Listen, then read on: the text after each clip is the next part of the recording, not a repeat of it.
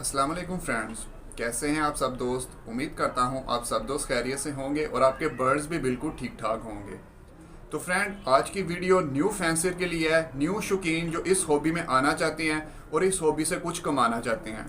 आप दोस्तों ने मोटिवेशनल वीडियोस तो बहुत सारी देखी होंगी और इन्हीं वीडियोस को देखकर बहुत सारे न्यू फैंसियर इस हॉबी में आ जाते हैं और जो इस हॉबी की कुछ नेगेटिव चीज़ें हैं बर्ड से रिलेटेड, उनका उन्हें नहीं अंदाज़ा होता और जब वो चीज़ें उन्हें फेस करने को मिलती हैं तो वो परेशान हो जाते हैं और बहुत सारे दोस्त इस हॉबी को छोड़ जाते हैं।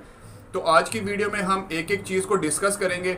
जो भी चीज़ें मेरे माइंड में है मैं आप दोस्तों के साथ शेयर करूंगा कि अगर आप दोस्त इस हॉबी में आते हैं तो ये एहतियात कर लें, आपके बर्ड भी सेफ रहेंगे और आप दोस्तों को ऐसे कोई इशू भी फेस करने को नहीं मिलेंगे। मैं कोशिश करूंगा कि स्टेप बाय स्टेप आप दोस्तों के साथ एक एक चीज़ शेयर करूं। जो जो इशू आप दोस्तों को फेस करने को मिलते हैं उनका हल आप दोस्तों को बताऊं कि अगर आप इन चीज़ों की एहतियात कर लेंगे तो आपके बर्ड सेफ रहेंगे। तो फ्रेंड, सबसे पहला जो इशू आता है वो आ जाता है पेयरिंग का, कि आप दोस्तों को मेल फीमेल का पता नहीं चलता, लेकिन काफ़ी हद तक डीएनए की वजह से ये मसला हल हो जाता है। कुछ दोस्त ऐसे भी हैं जिनके डीएनए गलत साबित हुए हैं। खैर, ये एक अलग बहस है, इस पर हम बात नहीं करते। आपको मेल फीमेल का कंफर्म हो गया, आपका मेल फीमेल है, आपने पेयरिंग बना के छोड़ दी। अब इसमें इशू क्या आता है, बहुत सारे दोस्त जो है वो एक केज ले लेते हैं जिसमें पार्टीशन होती है। आपने अक्सर देखा होगा कि 1.5x2 का या 2x1.5 का खाना होता है और उसमें पार्टीशन होती है, उसमें हम पेड़ छोड़ देते हैं, एक पेड़ इस तरफ और एक पेड़ इस तरफ, सेंटर में पार्टीशन है। अब इसमें क्या इशू आता है कि जब आपका बर्ड केज के साथ लगता है, जाली के साथ, तो दूसरी तरफ वाला जो बर्ड होता है वो उसके पाँव खींचता है, उसके नाखून खींचता है और बर्ड जख्मी हो जाता है। और आप दोस्तों को पता है कि अगर आपका बर्ड जख्मी हो जाए तो उसके बाद अगर मेल है उसकी उंगली कट गई या इस तरह, तो ब्रीडिंग में आप दोस्तों को बहुत सारे इश्यूज आ सकते हैं। तो आपने कभी भी ऐसा पार्टीशन वाला केज नहीं लेना, आप सेपरेट केजेस वाला पोर्शन वाला केज लें और हर केज का दूसरे केज के दरमियान कम से कम 2 इंच का फासला हो कि अगर एक बर्ड जाली के साथ लगता भी है तो दूसरा बर्ड जो है उसके पाँव या नाखून वगैरह ना खींच सके। उसके बाद जो दूसरी चीज़ आ जाती है वो बर्ड ब्रीड नहीं कर रहे होते। तो इसमें आप दोस्तों को क्या चेक करना चाहिए कि आपने जो बर्ड का केज है वो किस जगह पर रखे हुए हैं, कि आप ज़्यादा टाइम बर्ड के सामने तो नहीं रहते, बर्ड डरते तो नहीं है, बर्ड कंफर्टेबल हैं, बर्ड को थोड़ी बहुत प्राइवेसी दे, इंशाल्लाह ताला बर्ड आपके जो है वो ब्रीड कर जाएंगे। और जब पेयर फर्स्ट टाइम ब्रीड करता है तो कुछ फीमेल में सम टाइम एग बेंडिंग का भी इशू आ जाता है। अब एग बेंडिंग का इशू क्यों आता है, क्योंकि अगर आप बर्ड की डाइट अच्छी नहीं रखेंगे तो फीमेल फर्स्ट टाइम लेइंग कर रही होगी और अगर आप उसे दाने पानी से ही ब्रीड करवाना स्टार्ट कर देंगे तो सम टाइम फीमेल को एग बेंडिंग का इशू आ जाता है। अब एग बेंडिंग के इशू की वजह से क्या होता है, फीमेल की फ्लाई ख़त्म हो जाती है, फीमेल का बिल्कुल ही वेट लूज हो जाता है और फीमेल एक्सपायर हो जाती है। अगर आपको उसका एग निकालना आता है तो आप एग निकाल सकते हैं, लेकिन ये बहुत ही टेक्निकल काम है। अगर बर्ड के अंदर ही एग टूट जाएगा तो आपकी फीमेल एक्सपायर हो जाएगी। और अगर आप बर्ड की डाइट अच्छी रखेंगे तो आप दोस्तों को ऐसा इशू भी फेस करने को नहीं मिलेगा। कमज़ोरी की वजह से, वीकनेस की वजह से ही अक्सर ये इशू फेस करने को मिलता है। उसके बाद फीमेल एग लेइंग कर दिए। अब कुछ दोस्तों का ये क्वेश्चन आता है कि हमारी फीमेल ने 2 एग दिए हैं, 3 एग दिए हैं, लेकिन वो एग पर बैठ नहीं रही।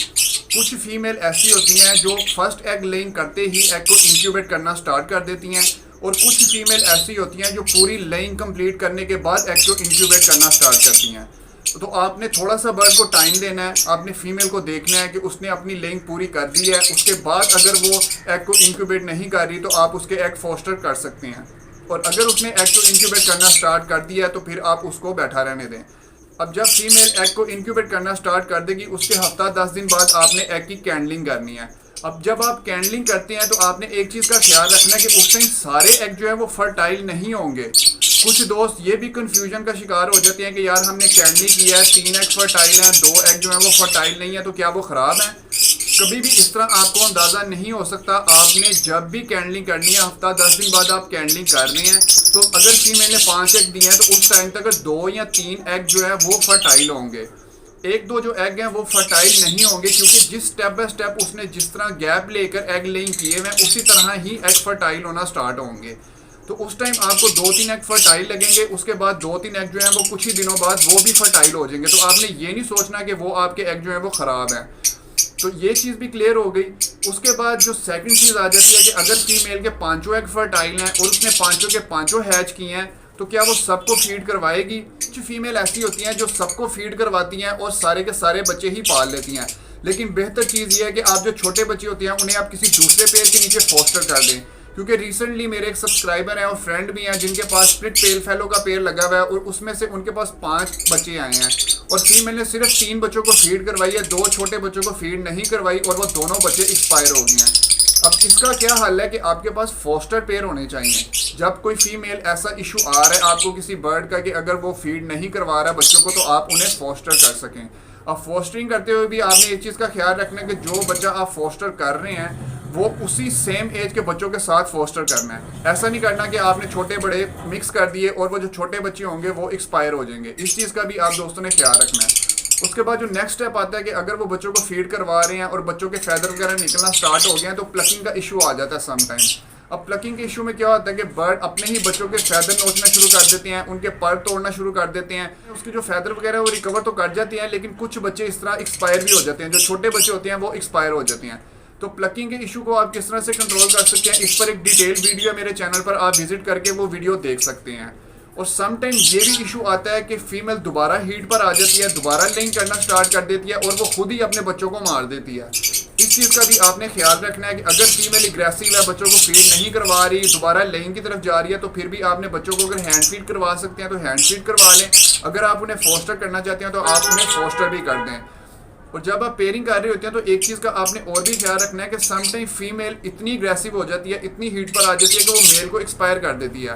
और जब भी आप पेयरिंग कर रहे हो तो ये चीज़ आप देखा करें कि बर्ड को थोड़ा टाइम दें। आप बर्ड के पास बैठें, जब आप पेयरिंग कर रहे हैं आपको पता होगा कौन सा पेयर आपका बॉन्ड हो रहा है, कौन सा पेयर आपका जो है वो एग्रेसिव है फीमेल और वो मेल पर अटैक कर, तो आपने फ़ौरन ही उस मेल को उस फीमेल से सेपरेट कर लेना है। अगर आप ऐसा नहीं करेंगे तो फीमेल मेल को एक्सपायर कर देगी। तो ये छोटी छोटी सी चीज़ें हैं जो आप दोस्तों को फेस करने को मिल सकती हैं। उसके बाद एक नेक्स्ट चीज़ आ जाता है ह्यूमिडिटी लेवल। अब ह्यूमिडिटी लेवल आप दोस्तों ने किस तरह से कंट्रोल करना है, टेम्परेचर किस तरह से कंट्रोल करना है, क्या बेस्ट टेम्परेचर है, क्या ह्यूमिडिटी लेवल है।